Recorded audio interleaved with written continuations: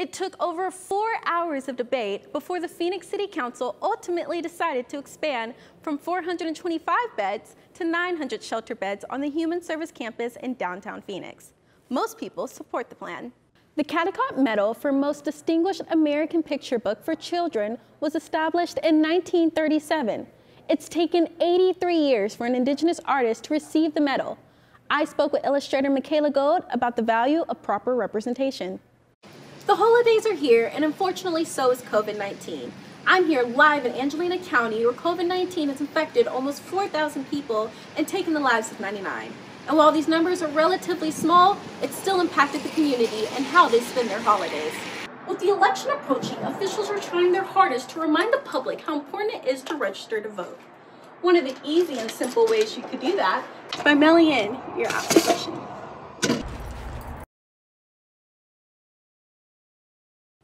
So I'm very well aware of what it's like to have the unsheltered as neighbors, but right now beds are the solution.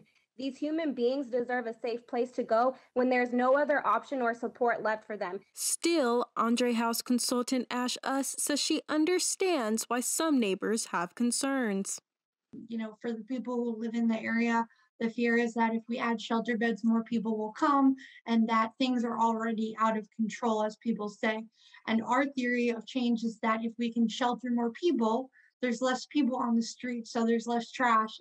Although the Phoenix City Council agreed to increase beds, they rejected a proposal that would have added a low-barrier shelter at Andre House. Jonathan Coppell explains that type of shelter allows those who have mental health disorders, drug offenses, and other issues a place to go. That shelter would be more accessible. So it would let people bring pets. It would let people bring a lot of stuff. It would let people come in 24 hours a day. And that's an important addition because there are certain people who can't be accommodated in the shelters that we currently operate. Phoenix City Council member Michael Nowakowski says poor neighborhoods are willing to help the homeless, but should not have to shoulder the higher burden of a low-barrier shelter. I'm letting you know that these individuals that live in trailer parks, that live in our public housing, that live in poor neighborhoods, probably the poorest of the poor, that they have a voice too, and that they want to be heard. And they want to make sure that the homeless individuals are taken care of, and they're willing to go from 425 to 900 beds. And that says a lot for the poorest of the poor. Amy Schwabenlander is executive director at the Human Service Campus. She says advocates for the homeless will continue to seek to help the neediest of the needy. You know, we're not going to give up. We're going to keep problem solving and think creatively about how to find solutions. I feel like I say I'm sorry to people every day, though, because I can't fully help them. Michaela Gold is the first Native American to win the prestigious Randolph Caldecott Medal for her illustrations in We Are Water Protectors, a children's book inspired by Indigenous-led movements across North America. Children are seeing what we are telling them is important and valued. So if we can give them diversity and inclusion, that helps not only, like in my case, since I work in Indigenous Kidlit, it not only helps Indigenous children feel seen and valued and important, it also helps non-Indigenous children and adults see a whole range of lived experiences. The book shows Indigenous activists who led protests like the one by the Standing Rock Sioux Tribe against the Dakota Access Pipeline. I really wanted to make Standing Rock water protectors and water protectors around the world proud, and I wanted them to feel seen. And then within that, you know, there's a lot of other elements I wanted to bring forward and really speak for Mother Earth. Her goals were to give Indigenous people an authentic voice, highlight the beauty of nature, and the need to work together. Indigenous people really protect and are stewards of the land, and they protect so much of the world's biodiversity. And so I think listening to them and taking their lead and helping support them and learning how to be an ally is incredibly important. Sean George is a South Region Manager for the Phoenix Public Library System. He says it's important for Indigenous people to be correctly represented in books.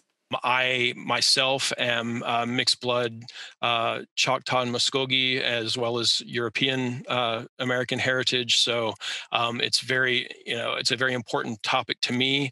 People come to literature for a lot of different reasons, but very often it involves looking for some sort of reflection of our own experience in what we read, so that we can feel some sort of affirmation or validation, but also important is to see the rest of the world, or perhaps other worlds outside of our experience. George, a former youth librarian, says children have been hurt by Native American stereotypes. I've known children that have expressed a lot of pain and frustration over seeing, books that describe or represent Indigenous people and children as, as less than, or books about the frontier where they're treated, the stereotypes of savages and things like that. And that really does. I mean, I've known children who have said that that's not the way our culture is. That's not the way my family is. That's not the way my grandparents were. That's why George appreciates Gold's work. To see a book show you a mirror when you've gone so long and never seen one, it's a huge impact. So very personal. So I've heard from a lot of wonderful people, and I do think it's inspiring, Native youth and non-Native youth. And I think that's a beautiful thing, because I might be the first, but I definitely won't be the last. And that is a really, really wonderful thing. The Phoenix Public Library is returning to limited in-building services for 8 of their 17 branches today, more than a year after the pandemic forced a new normal. Community Relations Manager Lee Franklin says it will help restore the library's core mission. One thing that we were very proud of and worked really hard during this last year to try to replicate that library experience as much as possible through curbside and virtual. But we know that there are some things that just can't be replaced, that our customers can enjoy in an in-building visit. Patrons will be allowed back into the building in the afternoons to use computers, check out books, and borrow laptops.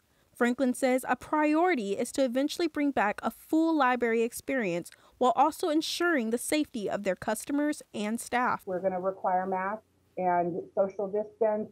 We've installed health shields at our customer service point of contact.